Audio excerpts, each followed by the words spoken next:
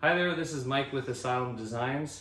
Today we're going to be doing an install on the second generation Toyota Tundra. That's year range from 2007 to 2021. Let's get started. Okay, so the first step is removing the factory guard that's protecting the transfer case. So it's a 12 mil socket. I've already removed the rear bolts just to make it a little bit easier. And I'll just remove these front two.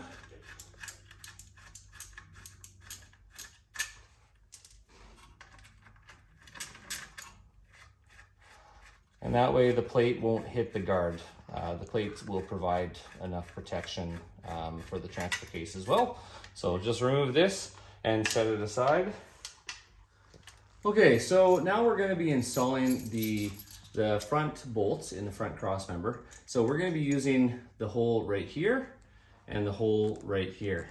So what you'll do is you'll take your 100 mil bolts, which are the larger of the bolts that you have in your package, and the washers, they'll have a 25 outside diameter, 25 millimeters, and they'll fit on these bolts. So slide those through each of those holes and take your large washers with your nylock nuts and put them on loosely on the other side. Just enough until the nylock grabs and stops before you can't hand tighten anymore. And we're going to leave each of those bolts loose so that the plate will eventually slide through when we go on to the next step. All right. Okay, so the next step is taking these spacers. There's going to be two-sided tape. I've already peeled the back off of it here, but you want to stick these on. These are the holes here on the rear cross member that we're going to be attaching those rear bolts to. So what you want to do is there's a part of the plate that has less material or more material. So we're going to put the part with the less material, making sure the hole is right over top of the hole. Line it up and just stick that guy on there. Same thing goes for the other side.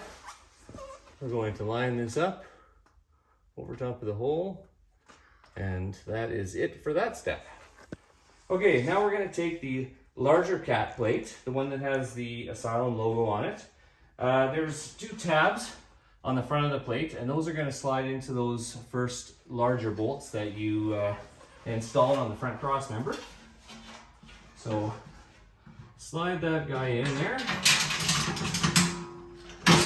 In some cases, if you have an extra helping hand, that might be helpful. Otherwise, you might just want to hold it with your shoulder. Take your large bolt, just like on the front plate. Take your large washer, place it over the top of that bolt in the back.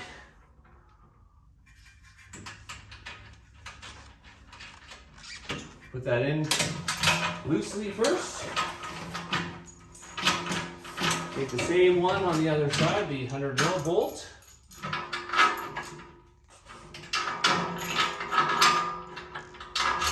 Slide it through the cross member. Take your 38 millimeter OD washer and your lock nut.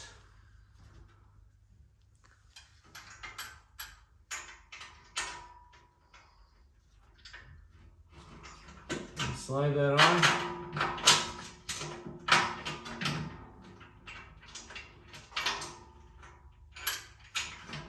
Sometimes it can be a little tricky to get that nut on there, but you come at it from the other side.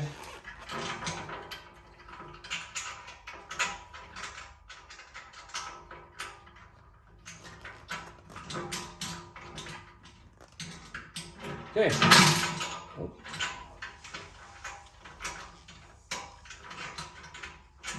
And that's on.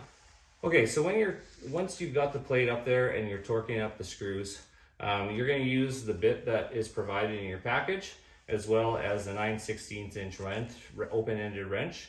When you tighten this up, you're not going to have a necessarily torque specification, but just tighten enough that it pulls the plate up against the frame and you start to hit resistance.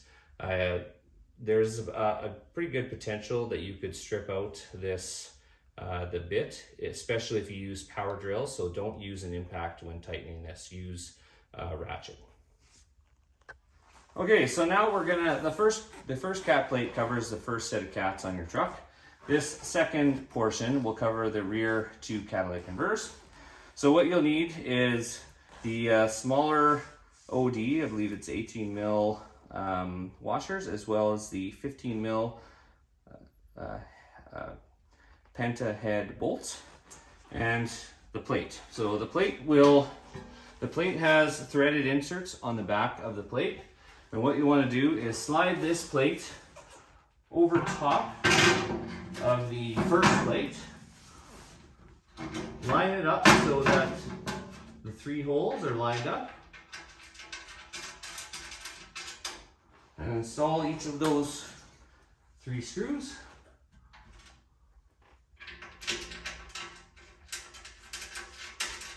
So these screws, once you get them in place, can be torqued to 10 foot-pounds with a torque wrench, which I got here.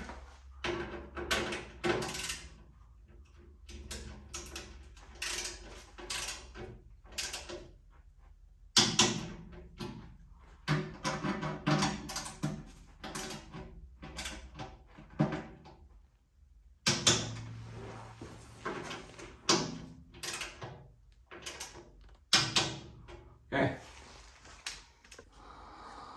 So there are 2 brackets that will connect the rear portion of the plate on both corners to the frame.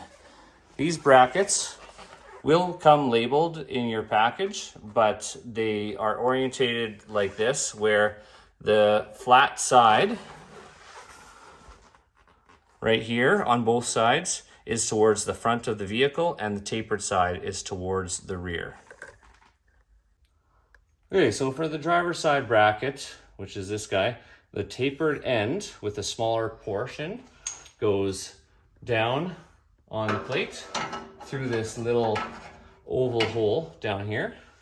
You can show underneath this oval hole right there. Okay, you're gonna take one of your 15 millimeter bolts with the smaller inside diameter and 25 millimeter outside diameter washer, and place that through the hole and just make sure it's just in there loosely. Okay, now you're going to take the 25 millimeter bolt with the smaller 18 millimeter outside diameter washer, as well as this large aluminum washer. Put the 3 of them together, and then go out on the outside of the frame, and you'll see that the bolt hole lines up here, and you want to just tighten that all up just by hand for now. We'll leave that part loose until we get the passenger side completed. Okay, so now for the passenger side, same thing goes. We've got the tapered end with the smaller portion here. And then the wider part, there's actually, if you look up inside, there's some brake lines that are up here. So what you want to do is bring this bracket in and slide it past the brake lines. And then you want to do the same thing. You want to use the same bolts that we used for the other one. We want to loosely put that 15 millimeter bolt in on the bottom portion.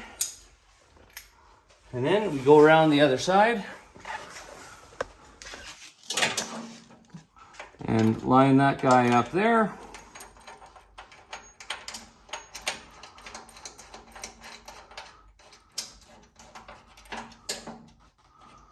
Make sure that's all straight. And then you can tighten down the rest of the bolts. So each one of these 4 that we just installed can be torqued down to 10 foot-pounds as well. Okay, and there you have it. Once you've tightened up all 4 of these bolts to 10 foot-pounds, your plate is now installed. Once, every time you wash your truck, it's probably a good idea to just give the plate a little bit of a spray down on the bottom just to make sure that gunk doesn't get inside those holes. This plate specifically won't get in the way of oil changes. All your oil changes are going to be from the front, so you won't have to take the plate off unless you're doing any sort of transmission maintenance. If you have any questions, always feel free to reach out at Myke, M-Y-K-E, at asylumdezyns.com. And thanks for watching. Stay safe out there.